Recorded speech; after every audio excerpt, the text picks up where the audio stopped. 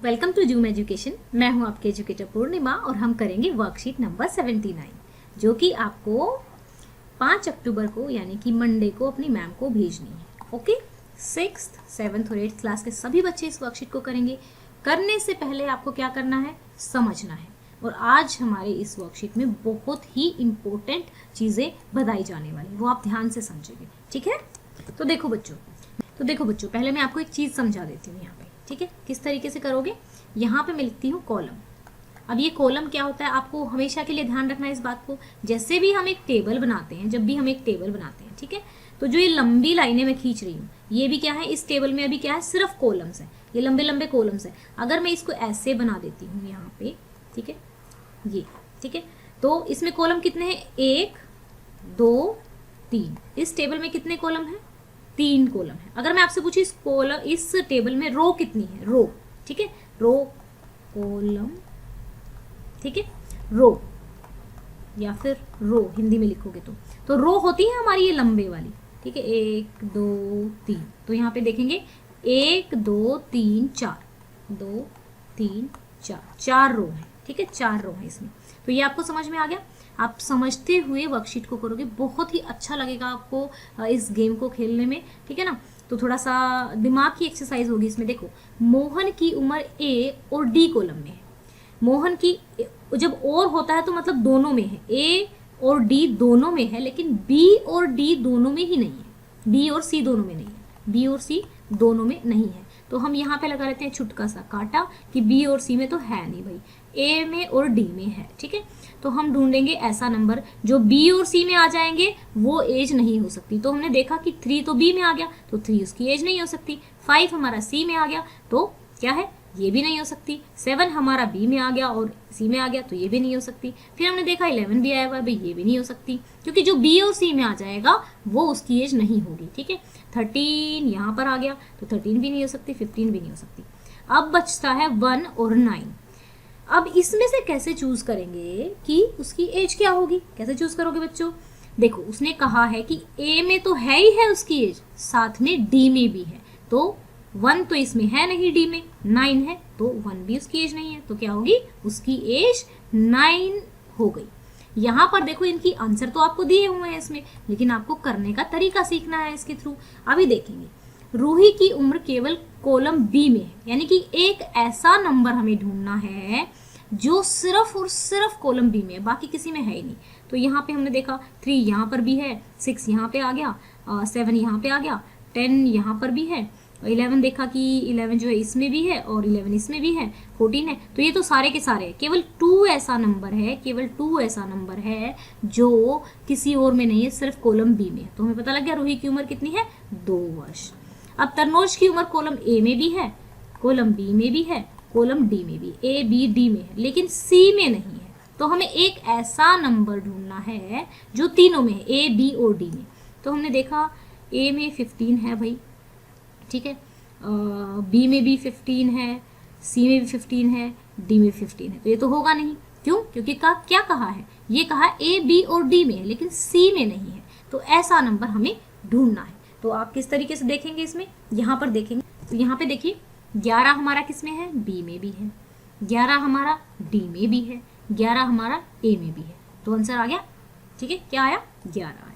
ठीक है बच्चों, अब ऐसे ही हम क्या करेंगे, चौथा, जोन की आयु कॉलम ए बी सी और डी सभी कॉलम्स में है, सभी कॉलम में सिर्फ एक ही नंबर है 15, तो इसकी एज कितनी होगी, 15। अब हम अनसॉल्व क्वेश्चन करेंगे, ये तो हमें आंसर्स दिए हुए थे, अब आप सॉल्व करेंगे। ओके बच्चों, तो अब हम करेंगे जो हमारे अनसॉल्व क्वेश्चन है। रोहित की उम्र कॉलम ए और सी दोनों में है, ठीक है, ए और सी दोनों में है, लेकिन कॉलम बी और डी में नहीं है, बी और डी में नहीं है। तो हम क्या करते हैं, ऊपर निशान लगा लेते हैं। मैंने कैसे सिखाया है आपको करना, ए और सी में है, ए और सी में है, तो यहाँ पे ऐसे छोटा सा टिक लगा लेंगे, पेंसिल से कर लेना, बी और डी में नहीं है। ठीक है, तो हमें क्या करना है, ऐसा नंबर ढूंढना है जो कि हमारा बी और डी में नहीं है। तो हम ढूंढते हैं, यहाँ पे चलते हैं। हमने देखा कि भाई जो 2 है, 2 तो हमारा 3 देखेंगे, 3 तो यहाँ पे आ गया, तो 3 एज नहीं हो सकती।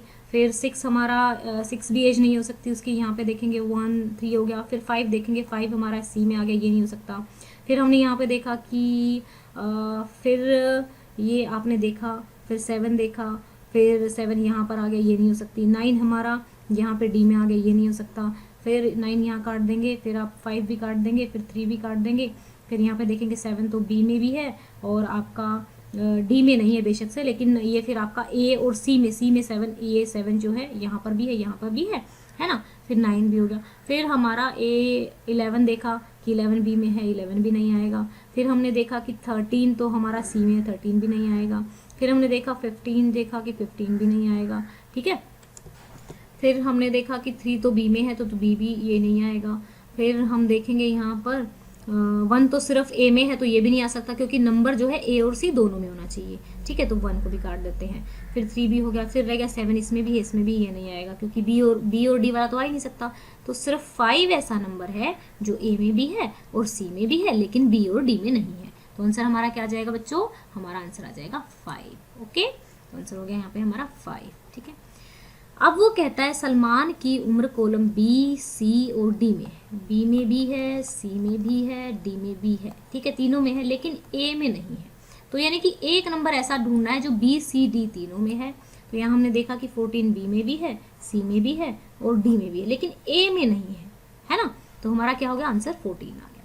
तो यहाँ पे हम लिख देंगे आंसर 14, ठीक है। समझना जरूरी है बेटा इस वर्कशीट को आपको, नहीं तो करने को, टेप के लिखने को तो सिर्फ 1 ही मिनट का काम है ना। तो यहाँ पे हमारा आंसर कितना आ गया? 14 हो गया। अब देखिए ऊपर यहाँ पे बोला कॉलम ए में आप किस प्रकार की संख्याएं देखते हैं। कॉलम ए में आप किस प्रकार की संख्याएं देखते हैं?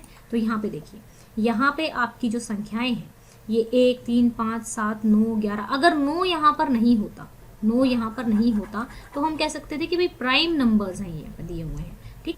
तो यहाँ पर देखिए, तो ये हमारा 9 भी है इसमें। तो बाकी अगर हम देखें तो हमारी कैसी संख्या है? ये सारी विषम संख्या है, विषम। इनमें से कोई भी 2 से भाग नहीं होती, इनमें से कोई भी 2 से भाग नहीं होती। कॉलम दे में कौन सी संख्याएं दी हुई हैं? क्या आंसर लिखोगे? विषम संख्याएं, ठीक है, विषम संख्या, ठीक है बच्चा। अब यहाँ पे देखिए, उपयुक्त तालिका का उपयोग करके अपने छोटे भाई बहन या दोस्त की उम्र जानने की कोशिश करिए। तो आप किसी भी अपने भाई बहन की या दोस्त की देखिए, तो मैं अपने परिवार के सबसे छोटे सदस्य जिसका नाम है पीकू, उसकी एज ले लेते हैं। उसकी एज 10 साल है। तो मैं ढूंढती हूँ वो कौन कौन से कॉलम में है। 10 यहाँ पर भी है और 10 यहाँ पर भी है, बाकी किसी में 10 नहीं है। तो मैं कह सकती हूँ कि जो पीकू है उसकी एज बी में है और एंड डी में है, ठीक है, लेकिन ए एंड सी में नहीं है, ठीक है। तो इस तरीके से आपको ये क्वेश्चंस करने हैं। आई होप आपको समझ में आया होगा। ओके स्टूडेंट्स, अभी बात करते हैं। देखो, आप लोगों ने पिछली वीडियो को 500 लाइक्स तक पहुंचा दिया था, ठीक है। तो अभी मैं आप लोगों को टारगेट सेट करना सिखा रही हूँ, ठीक है। जैसे मैंने अपनी वीडियो का जूम परिवार के साथ जुड़ने का एक यहाँ पे टारगेट सेट कर दिया। क्या टारगेट सेट किया कि आप लोगों ने पिछली वीडियो को 500 लाइक तक पहुंचाया और आप लोगों ने पहुंचाया भी। तो आज मैं सेट कर रही हूँ कि आप इस वीडियो को 700 लाइक्स तक पहुंचाएंगे। अब दूसरी बात, ये तो हमने अपने जूम एजुकेशन परिवार का टारगेट सेट किया है। अब आप मुझे कमेंट करके आप मंडे को क्या करेंगे, मंडे को क्या करेंगे वो कमेंट करके बताओगे। अपना मंडे का टारगेट रखोगे कि मंडे को मैम हम ये टारगेट रखेंगे कि 1 घंटा पढ़ेंगे या 1 घंटा मम्मी की हेल्प करेंगे या 1 घंटा, कोई भी एक टारगेट, और उसको पूरा भी करके दिखाओगे। फिर मुझे बताओगे कि आपने वो पूरा किया, ठीक है। तो आप लोगों को इस वीडियो को 700 लाइक्स तक पहुंचाना है, ओके। और अभी तक मोस्ट ऑफ द स्टूडेंट्स ने इस चैनल को सब्सक्राइब कर लिया है, और अभी आपने सब्सक्राइब नहीं किया है, आप हमारे जूम एजुकेशन परिवार का हिस्सा नहीं बने हैं, तो आप सब्सक्राइब करके हमारे परिवार का हिस्सा बन सकते हैं। Thank you, have a nice day, may God bless you.